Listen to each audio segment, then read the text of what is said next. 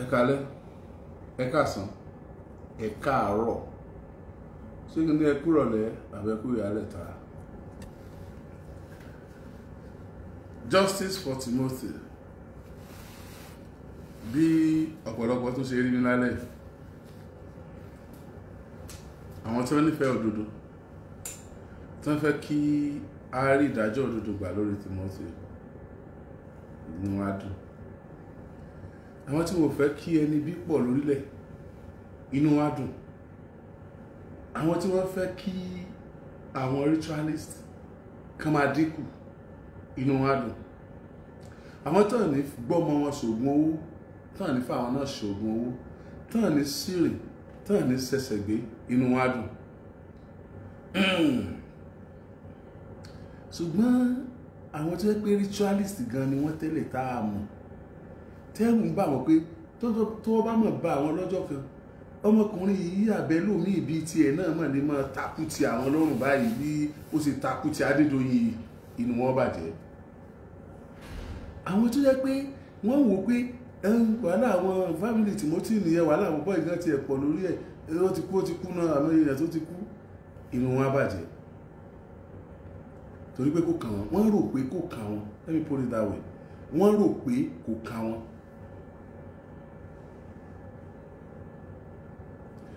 Láàárọ̀ láyẹ̀wò ṣóò kan lágbára Ọlọ́run lọ́lọ́ sọ àjọ̀lá lọ,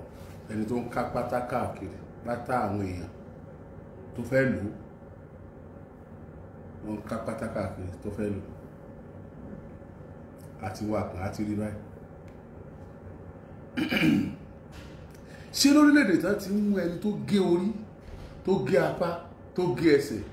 tó dẹ̀ sọ pé waste product ni? What is my business with lawyer? They are doing their job. We know them for what they are. We know them for what they do. Tí lọ́yà bá jáde tó wá kọ̀ọ̀kan nípa kéèsì tó lọ lọ́wọ́, kódà kò jẹ́ pé ẹbí rẹ̀ ó ní ẹni tí wọ́n ń sọ pa, tó bá ti jẹ́ pé iṣẹ́ tó fẹ́ ṣe ni láti rówó ń bẹ̀, ẹ má má gbà wọ́n gbọ́ lọ títí. Ẹ má má gbà wọ́n gbọ́. Wọ́n máa ń hun ọ̀pọ̀lọpọ̀ nǹkan tí wọ́n máa sọ ọ̀pọ̀lọpọ̀ nǹkan lórí ọ̀rọ̀ Timothy. Mi ò ní pẹ́ rárá lórí show yìí lálẹ́, ṣùgbọ́n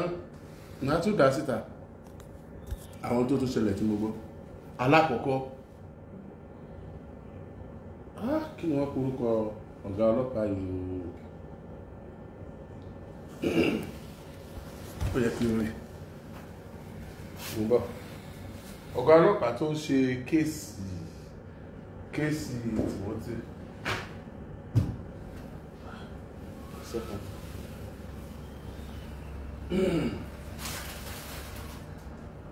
Kò sí bẹ́ẹ̀, ṣé kò sí lọ́wọ́ ẹ̀?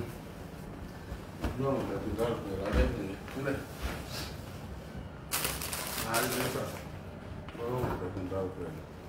Ọ̀gá ọlọ́pàá tó ṣe kéèsì Timothy l'Àbújá, mo dúpẹ́ lọ́wọ́ yín, ẹ ṣé gan. Ẹ̀rí tí ọ̀rọ̀ mi fi dínkù díẹ̀, ìtójọ́rọ̀ mi ó pọ̀ jù ní náà lójọ́rọ̀ mi ó dínkù díẹ̀ báyìí nípa ọ̀rọ̀ Timothy. Ẹ̀bí mi ẹni kí lójọ́rọ̀ mi ó pọ̀ tí mo fi ń wá lójoojúmọ́ tẹ́lẹ̀. Ìtójẹ́ máa wá lójoojúmọ́ ni pé tí mo sì fi ń sọ̀rọ̀ pẹ̀lú tara ni pé mo rí tí wọ́n ń ṣe, mo rí ibi tí wọ́n fẹ́ dojú ẹjọ́ bò, mo rí pé at the end of the day a lè má gbọ́n kankan mọ́, mo rí pé ibi tọ́rọ̀ ń lọ nìyẹn. Tó bá jẹ́ pé torí pé mo fura pé wọ́n fẹ́ dojú ẹjọ́ rú ni mo ṣe ń kígbe, tí mo dẹ̀ rí pé níbi tẹ́jọ́ wà sí àwọn ò ṣetán láti dojú ẹjọ́ rú, ẹ dákun, tí n bá kígbe ó yẹ kí n máa padà sọ́dọ̀ wọn náà, kí n máa acknowledge wọn. Torí pé ìgbà táwọn kan ṣe tí ò dáa tí wọ́n fẹ́ dojú ẹjọ́ rú, à ń sọ̀rọ̀ bó ṣe dùn wá tó. Ń sìn táwọn eléyìí ṣe tó yẹ kán ṣe, ó yẹ ká acknowledge wọn. lálẹ́ àná ní nǹkan bíi aago 9 àbọ̀ gẹ́gẹ́ Gbadé ẹ̀gbọ́n Timothy ó nìkan ló ní information lọ́wọ́ nínú àwọn family Timothy torí pé òun ló lọ káàkiri nígbà tí wọ́n wá àbúrò rẹ̀ ó ní òun àti àwọn anti-kidnapping jọ dé hòtẹ́ẹ̀ yẹn tí wọ́n fi sọ wípé hòtẹ́ẹ̀ yẹn Timothy ò sún bẹ́ẹ̀ ó ní òun àti àwọn anti-kidnapping ni wọ́n tún jọ tẹ̀lé àwọn ẹni yẹn lọ ni wọ́n jọ lọ sí bank tí wọ́n fi rí pé ó sanwó òun àtàwọn anti-kidnapping wọ́n tún jọ padà wá sí hòtẹ́ẹ̀ yẹn tí wọ́n fi arrest lady yẹn òun àti àwọn anti-kidnapping náà ni wọ́n tún jọ lọ wú òkú Timothy nígbà táwọn lady yẹn jẹ́wọ́ ó tún tẹ̀lé wọn déwájú commissioner of police gbogbo àwọn ọ̀rọ̀ tó ń jáde ńgbà yẹn ọwọ́ Gbadé ló wà èyí tí Gbadé sọ síta kò tẹ́ èyí tí ò sọ èyí tá a mọ̀ tá a ti sọ ọ́ta tó já máa kígbe tí àjọ mọ̀ láàrin èmi àti Gbadé ó pọ̀ jẹ́ tá a ń sọ lọ gbogbo tá a ń ṣe yìí kì í ṣe láti ṣàkóbá àbí láti mú ìfàsẹ́yìn bá iṣẹ́ ọlọ́pàá à ń ran iṣẹ́ ọlọ́pàá lọ́wọ́ ni so anybody tó bá ní pé à ń ran iṣẹ́ ọlọ́pàá lọ́wọ́ with this ẹja ríru wọn náà bí ọ̀daràn pé ara wọn ni ara àwọn tí ò fẹ́ kọ́ ọlọ́pàá ṣiṣẹ́ ẹ̀ nìyẹn àwọn information sí ní bẹ lọ́wọ́ Gbadé ó dẹ̀ dúró láti máa jẹ́rìí tako àwọn ẹni yẹn àwọn tí wọ́n ṣe àwọn tí wọ́n sọ nígbà tí wọ́n kọ́kọ́ débẹ̀ tẹ́lẹ̀tẹ́lẹ̀ ní Gbadé ti sọ fún mi pé àtijáde wọn máa rí bákan ẹ̀gbọ́n Timothy ẹni tí Timothy gba ọyàn lẹ́nu ẹ̀ mo lè fi fọ́tò tóun àti Timothy jọ yà mo lè sẹ́ẹ̀dẹ̀ sí wọ́n jọ dúró tira wọn báyìí wọ́n jọra wọn wọ́n jọ wọ súùtù gbà náà Gbadé yìí òun náà ló wà pẹ̀lú àwọn òbí rẹ̀ torí pé ọmọkùnrin méjì péré làwọn ẹbí yẹn bí nígbà tí Timothy ti kú Gbadé nìkan ló kù pẹ̀lú àwọn obìnrin tó kù ọmọkùnrin kejì tó tún wà nínú ẹbí yẹn lónìí ó ní Kẹ́hìndé Ìbejì àti Manuel tí Gbadé bí àwọn méjì yẹn ni wọ́n kù Timothy tí wọ́n fi jẹ́ mẹ́ta lọ́kùnrin nínú ẹbí yẹn lónìí ni wọ́n kù Gbadé tí wọ́n fi jẹ́ mẹ́ta lọ́kùnrin nínú ẹbí yẹn lónìí àfi ọmọ tó bá tí Gbadé náà bá tó ń bí ló kù ṣùgbọ́n nínú ọmọ tó tara ìyá Timothy jáde Gbadé yìí nìkan ló kù lọ́kùnrin òun náà ní sì ń lọ sọ́tún tí ń lọ sósì lórí ikú àbúrò rẹ̀ Timothy oní lórí rédíò oní náà ọ̀dọ́ ọlọ́pàá lóṣogbo òun àwọn ọlọ́pàá Àbújá ọkàn sí bí wọ́n bá fẹ́ rí àwọn Timothy láago 9 àbọ̀ lálẹ́ àná Gbadé gbé ọ̀kadà rẹ̀ lè dí ọ̀kadà táwọn obìnrin máa ń sábà gùn yẹn ó gùn lọ sí agbègbè kan nílùú Èrúwà ó fẹ́ ra nǹkan bó ṣe páàkì ọ̀kadà lẹ̀ báyìí tí ń sọ̀kalẹ̀ náà ni mọ́tò dúdú kan páàkì lẹ́gbẹ̀ẹ́ Gbadé wọ́n dẹ̀ ṣílẹ̀kùn wọn ni òun náà ni kí wọ́n ti wọnú mọ́tò ó yá wọlé sínú mọ́tò wọlé síbí ó ní fún kíni kí wọ́n wọlé ó yí padà báyìí ó fi gbé ta ó họ gbogbo àwọn tó gbà ń bẹ̀ náà kígbe sí àwọn ọlọ́pàá ò jìnnà síbẹ̀ àtàwọn àmọ̀tẹ́kùn wọ́n sáré débẹ̀ àwọn ọlọ́pàá àtàwọn àmọ̀tẹ́kùn ni àwọn ọlọ́pàá gangan àwọn ni wọ́n gbé Gbadé kúrò ńbẹ̀ tí wọ́n sì gbé sínú mọ́tò rẹ̀ wọ́n rescue Gbadé wọ́n dẹ̀ gbé Gbadé lọ as at the time tí mò ń sọ̀rọ̀ yìí iléeṣẹ́ ọlọ́pàá nípínlẹ̀ Ọ̀yọ́ wọ́n ti wà aware of ọ̀rọ̀ yìí torí pé iléeṣẹ́ ọlọ́pàá ẹ̀ka wọn tó wà lẹ́rùwà ó send signal sí headquarters wọn lọ́yọ̀ state headquarters lọ́yọ̀ state náà send signal sí Àbújá pé Gbadé o tí as investigation lọ́wọ́ o lórí ikú àbúrò rẹ̀ o lálẹ́ yìí o wọ́n gbé lọ tán o díẹ̀ ló kù o wọ́n fẹ́ pa tán o díẹ̀ ló kù o ìyẹn lálẹ́ àná Saturday ní nǹkan bíi 9:30 p.m. ọ̀rọ̀ kékeré kọ́ lọ̀rọ̀ Adédoyin ọ̀rọ̀ kékeré kọ́ lọ̀rọ̀ Adédoyin àwọn kan wọ́n ní èmi sọ̀rọ̀ autopsy o bóyá ń sọ bẹ́ẹ̀ mọ́ o tí mo rí omi ni mi ò lè ròyìn ara mi pé tí mo jẹ́ ni mi lè sọ̀rọ̀ láyé kí ní mi sọ bẹ́ẹ̀ mọ́ torí mi ò ní sọ́ọ̀tì bá ti sọ mi ní sọ́ọ̀tì bá ti rí mo sọ̀rọ̀ lórí autopsy Timothy ẹ gbọ́ gbẹ̀gẹ̀dẹ̀ ó gbiná lọ́jọ́ tọ́lọ́pàá bá hà náà sẹ́ gbẹ̀gẹ̀dẹ̀ ó gbiná lọ́jọ́ táwọn ọlọ́pàá bá sọ iye àwọn tó wà lọ́wọ́dọ̀ àwọn gbẹ̀gẹ̀dẹ̀ ó gbiná tẹ́ bá gbọ́ iṣẹ́ tí olúléeṣẹ́ ọlọ́pàá tí wọ́n ṣe àwọn instant response team IRT tí wọ́n ti ṣe lórí ọ̀rọ̀ kù Timothy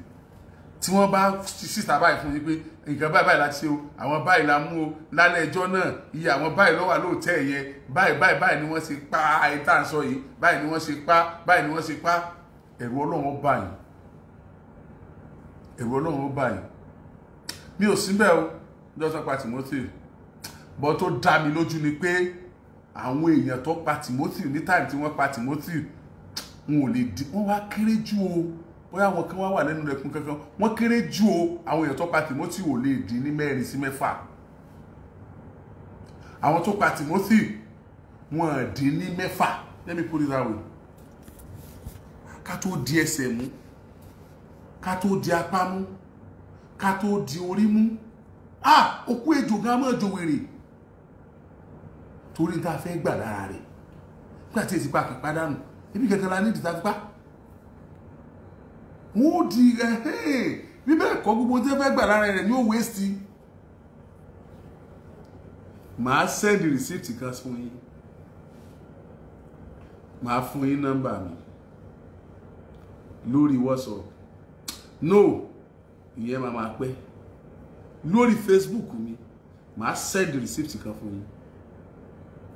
receipt tí previous oorun tí Timothy sùn lóòótẹ́ ẹ̀yẹ kó tó lọ síbẹ̀ nílé ìtọ́ lọ yìí Esther lórúkọ obìnrin tí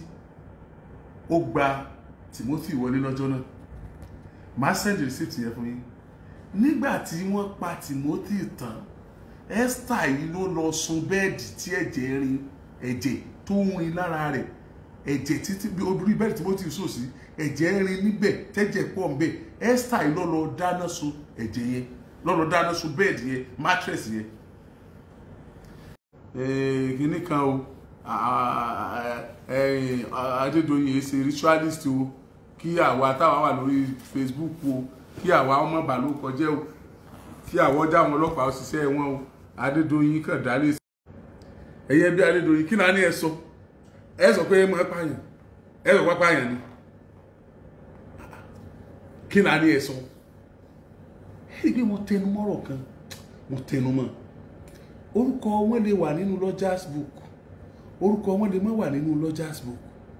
àwọn èèyàn kan sùn hòtẹ́ẹ̀lì yẹn mọ́jú ẹjẹ́ àfúrá mò ń rò bẹ́ẹ̀ àwọn èèyàn kan ó sùn hòtẹ́ẹ̀lì yẹn mọ́jú láti carry out operation yẹn purposely because of that operation àwọn èèyàn kan ó sùn hòtẹ́ẹ̀lì yẹn mọ́jú lọ́jọ́ yẹn purposely to carry out that operation wọ́n dẹ̀ jẹ́ alágbára wọ́n jẹ́ àwọn tí wọ́n lè sọ fún security ẹnu ọ̀nà pé ó yá leave that place tó wọ́n bá ba security yóò sọ ẹ tó ní kó wọ́n leave that place nígbà tí wọ́n fẹ́ gbé jáde Abdulrahim nìkan là ń sọ ni iléeṣẹ́ ọlọ́pàá ẹ ṣé o gbogbo àwọn ọlọ́pàá eléyìí mi ò sí ẹ̀ mọ́rú tiẹ̀ wọ́n kàn sáà ń ṣe nígbà tí wọ́n fẹ́ gba aládá lọ́dọ̀ Ọlọ́run ni wọ́n ṣiṣẹ́ owó wọ́n kàn ṣiṣẹ́ iṣẹ́ àdúrà wọ́n ṣiṣẹ́ kọ́ wọn mọ́ kú dànù wọ́n ṣiṣẹ́ kí wọ́n mọ́ kábàámọ̀ wọ́n ṣiṣẹ́ káyé wọn mọ́ bàjẹ́ wọ́n ṣiṣẹ́ kí wọ́n kórí burúkú wọn mọ́ bá wà tó mọ́ wọn iṣẹ́ tán ṣe nìyẹn. It's beyond the salary. They are doing it wholeheartedly. They are doing it with passion. Yes. The cancer of emotion. All emotion call me. Emotion call me.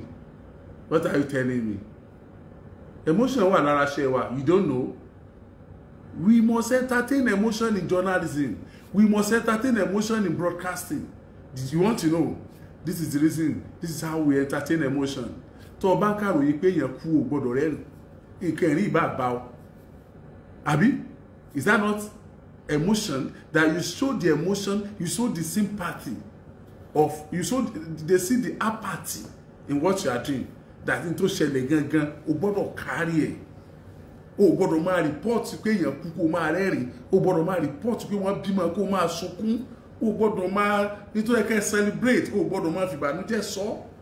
That's it now. Is that not? Shey you don't know that ìyẹn wọ́n ti fi create emotion here that o gbọ́dọ̀ kárí ẹ̀ àwọn tí nǹkan yẹn kàn kí wọ́n rí ntọ́kàn wọ́n yẹn lára tiẹ̀ náà. By the time you are reporting that particular incident, you don't know. Bóyá ẹ mọ̀ nígbà tí jẹ́ pé àwọn half-baked journalist tí Facebook Zuckerberg ti sọ di journalist ni wọ́n mọ̀ question ẹ̀ tó jẹ́ core journalist gan lórí ẹ̀ gálùkù ọkàn mọ́ tẹ̀ tó wù tẹ́ ẹ bá rẹ́ lómi ìtọ̀ kọ́mẹ́ǹtì báyìí ìjọ ẹ bá fojú kan báyìí ẹ pé àbájọ tó jẹ́ pé wèrè nǹkan rí kọ láyé rẹ̀ kọ jùkọ́ púpọ̀ lọ. Báwo lèyàn ó ṣe drive the stage yẹn nú ayé pẹ̀lú gbogbo àwọn tó so mọ́ tí wọ́n sì pàdánù tí a mọ̀ pé emotion. What are you telling me? To get emotional is professional in journalism.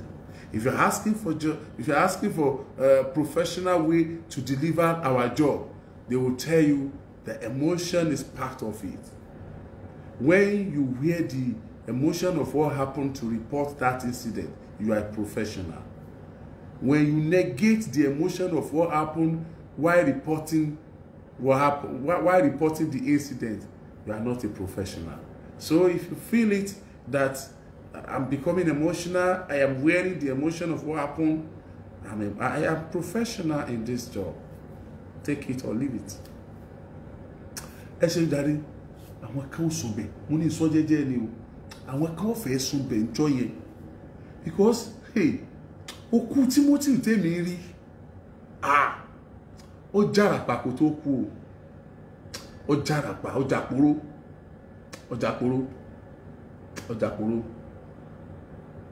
jàpóró gan kó tó kú bẹ́ẹ̀ bá sì bá wa yẹ àwọn eegun ọrùn yẹn wò dáadáa bá yẹ̀ wò ṣùgbọ́n lẹ́ẹ̀kan sí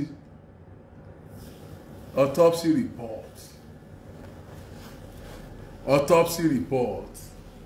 wọ́n pa Timothy yẹ sọ́bà autopsy report wọ́n pa Timothy ni wọ́n fọ́ nǹkan mọ́ Timothy lórí ni ẹ lọ dúró ẹ jẹ́ kọ́lọ́pàá sọ fún wa ìní sọ in details ṣùgbọ́n èyí tí mà tẹnu mọ́ tẹ́sì padà rí pé bẹ́ẹ̀ lórí ni pé wọ́n pa Timothy ni wọ́n fọ́ nǹkan mọ́ Timothy lórí ni èèyàn kan kọ́ ló pa Timothy wọ́n péjọ pa Timothy ni Timothy wò kúkú Ọlọ́run wọ́n péjọ pa Timothy wọ́n dẹ̀ péjọ sí Timothy nígbà tí tó níṣẹ́ wọ́n dáhùn tán tí wọ́n mọ̀ pé ìkúrọ́ tẹ̀yìn ní fàáfàá ìjọ torí Ọlọ́run mi ní sọ́jú bá ń lọ lórí etí ti kún gan ẹ wá ṣe sùúrù kí lẹ tún lé ẹ̀gbọ́n Timothy káàkiri fún ẹ lè rẹ́gbọ́n rẹ̀ pa òun nìkan kọ́ ló ní àwọn fáàtì yẹn lọ́wọ́ kí ni àbí sẹ́wọ̀n pé Adédoyin kọ́ ló lé káàkiri ibi tí Adédoyin wà Adédoyin ti wà níbi tí wọ́n ti mọ́ wọ́n sí Adédoyin lẹ́wọ̀ èyí tẹ̀sán pé wọ́n sí Adédoyin lẹ́wọ̀ wọ́n sílẹ̀ rárá o wọ́n ní kó àwọn gbòògùn ẹ̀ kó àwọn ìgbàtọ́jú ẹ̀ àwọn ò lè sílẹ̀ torí murder case ni àwọn ọlọ́pàá wọ́n sì mọ̀ tí wọ́n rí àwọn ọmọ bí wọ́n ṣèwádìí dé ẹnu wọn ló sì gbà ń tẹnu àwọ̀ ọgbà báyìí kódà bá a mọ̀ bá a rí jù wọ́n lọ ẹnu wọn gbà báyìí kódà bí mo rọ́ autopsy jù wọ́n lọ tí mo gbogbo tó wà ní autopsy èyí sọ ju tí mo sọ lọ pé wọ́n fọ́ nǹkan mọ́ lórí ni wọ́n pa ni details bí wọ́n ṣe pa àwọn ọlọ́pàá mọ̀ sọ èmi gbogbo tí mo sọ lórí ọ̀rọ̀ Adédoyin ẹ máa kálẹ̀ ẹ wò tó bá yẹ pé ẹ lọ máa tún yẹ̀ wò ẹ máa tún gbọ́ nígbà tẹ́ bá ń gbọ́ tó ṣẹlẹ̀ tẹ́ ń gbọ́ rìpọ́ọ̀tù látọ̀dọ̀ ọlọ́pàá tẹ́ ń gbọ́ nígbà wọn bá ń ka gbogbo ọ̀rọ̀ nílé ẹjọ́ ẹ padà máa gbọ́ ọ̀bọ ìsọ̀bẹ̀ ọ̀bọ ìsọ̀bẹ̀ ọmọ ìsọ̀bẹ̀. wọ́n pa Timothy ni wọ́n fọ́ nǹkan mọ́ lórí wọ́n péjọ pa ni ẹni tó dáná sun bẹ́ẹ̀dì ní Esther yàtọ̀ sí ètò wà ní àgọ́ ọlọ́pàá wọn èyí tó dáná sun bẹ́ẹ̀dì tí ẹ̀jẹ̀ mú dandandan èyí tí mo ti send picture Timothy sí àtẹ̀yìn tẹ́ ẹ ti rí ń bò mí yàtọ̀ sọ́dọ̀ mi sẹ́yìn ò rí pásọ tí Timothy wọ̀ tó wà lọ́wọ́ òkè yẹn ẹ̀jẹ̀ mú ni àbí mo lo glasses mo tún wò lásán mo wò dáadáa ẹ̀jẹ̀ mú aṣọ yẹn náà sẹ́yìn òwò bíi tán Timothy lọ́wọ́ ọ̀sàlẹ̀ ni what are we saying kí ló ń ṣẹlẹ̀ ẹ̀yin tẹ́ ń dìfẹ́ǹdẹ̀ Adédoyin tẹ́ ń bú apá ṣe ń sọ̀rọ̀ yìí ẹ̀ mà ní fẹ́ wọ́n pọ̀ ọmọ yín bẹ́ẹ̀ ẹ̀ mà ní fẹ́ wọ́n pẹ̀ yín náà bẹ́ẹ̀ ẹ̀ mà ní fẹ́ kú dànù bẹ́ẹ̀ iná lẹ́ fi ṣe sùúrù tí wọ́n bá fún yín lówó image laundry ẹ mọ ibi tẹ́ ẹ ṣe sí o èmi ò ní sọ̀rọ̀ tí ń bá rí o etí mo rí mọ sọ o Adédoyin wà bí ẹ ti mọ àwọn kan tún lébù ẹ̀mí gbadé káàkiri ẹ ṣàánú ẹbí yẹn náà ẹ ṣàánú fámìlì yẹn náà àwọn ọmọ Timothy tí wọ́n bá fẹ́ máa dàgbà mọ́ ọmọ bàbá gbadé ìlú ọ̀padà fẹ́ máa ṣe bí bàbá fún wọn pé don't worry I want to do and see daddy gbadé wọn lọ mọ rí tí wọ́n bá nídìí ọkùnrin ní skul wọn gbadé ìní ọmọ yọjú ètò jọkùnrin nínú wọn jọba fẹ́ gbéyàwó gbadé ní òjòkó bàbá ètò jóbìnrin jọba fẹ́ lọ ilé ọkọ gbadé ní òjòkó bàbá must you kill them must you finish that family must you. So ìyẹn ni kí ìwádìí ọlọ́pàá tán ti rí don't you know that with or without gbadé this case will continue it will continue with or without gbadé this case will continue that is what you fail to realize. That's what you fail to realize. Leave him. Let him live. Don't waste him like his brother. Leave him. Ọ̀gá o. Ẹ tún lọ ambush lérúwà. Ẹ ṣe tí ẹsẹ̀ yìí lérúwà ọ̀gán ni. Tí ẹsẹ̀ yìí ni. This same Èrúwà. Ní ẹnu ọmọ kan wà ní ọmọ Bongo. Wọ́n lọ wà ní Odùduwà University kan náà. Iná lọmọ yẹn lọ wọn ò rókù ẹ̀wọ̀n rárí bí ẹ̀dì sí ọmọ Èrúwà náà ni ikú ẹ̀ náà lọ́pàá bàbá ẹ̀ náà lọ́pàá yẹ this same Odùduwà University náà ló lọ ní student Odùduwà University ni wọn ò rókù ẹ̀ wọn ò ráyè ẹ̀dì sí ọmọ Èrúwà náà lè tẹ́ ẹ̀ tún pa iná kí lẹ tún lọ ṣe lérúwà ẹ tún lè oh my God wọn ti máa flag show yìí bàjẹ́ ẹ flag ẹ̀ dáadáa ẹ flag ẹ̀ dáadáa kìí ṣe olóńgbò ní ọ̀pọ̀ ìkùnjẹ ẹ máa wò wájú báyìí ẹ máa wò wájú báyìí tó bá dọ̀la àkọ́lá tó bá dọ̀la àkọ́lá tó bá dọ̀la àkọ́lá òní máa pa ọ̀la máa pa ẹnu làtẹ́lẹsẹ̀ fi pàpọ̀ ojú ọ̀nà wà inna jundana lahumul ghalibun wà inna jundana lahumul ghalibun waja'alna min bayni aydihim shaddan wa min khalfihim shaddan fa'aghshaynahum fahum la yubsirun wallahu ya'simuka minan nas. Wallahu yasimuka minan nas. Wallahu yasimuka minan nas. Olúwa lọ́wọ́ rẹ̀ mo fi ẹ̀mí mi lé o. Mo ti gbójú mi sórí òkè wọn ni. Mo ti mọ ibi tí ìrànlọ́wọ́ mi ó ti wá pé ọ̀dọ̀ rẹ̀ náà ni. Ìwọ lọba ẹni tó ń pa mí mọ́ tí kì í tó gbé tí kì í sùn rárá. Ẹni tó ń pa mí mọ́ kì í tó gbé bẹ́ẹ̀ ni kì í sùn rárá. Ẹ̀rù bà wá. Ọlọ́run la bẹ̀rù. A lè pààyàn lé a lè bọ̀wọ̀ fún yàn ṣùgbọ́n a bẹ̀rù Ọlọ́run.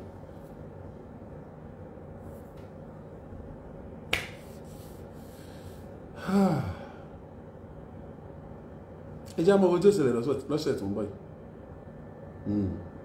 ẹ já mọ ohun tí ó ṣẹlẹ̀ lọ́sẹ̀ tó ń bọ̀ yìí ṣùgbọ́n àwọn ọlọ́pàá tí ń bẹ l'Ábùjá tí wọ́n ṣiṣẹ́ lórí Adédoyin wọ́n ṣiṣẹ́ dáadáa lẹ́ẹ̀kan sí tí ẹ bá ń rí wọn ẹ bá ń kí wọn ẹnu mi gbà lẹ́ẹ̀kan sí pé it has been established it has been established with our findings.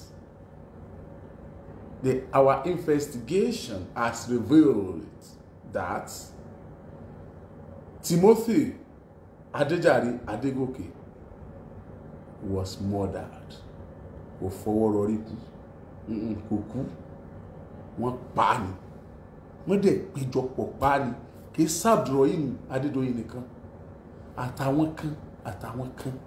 kan. Ẹ já mọ́ fagbùrù so, ẹ gbọ́, ẹ rí pé gbùrù ọ fagbó, ẹ kú kalẹ̀.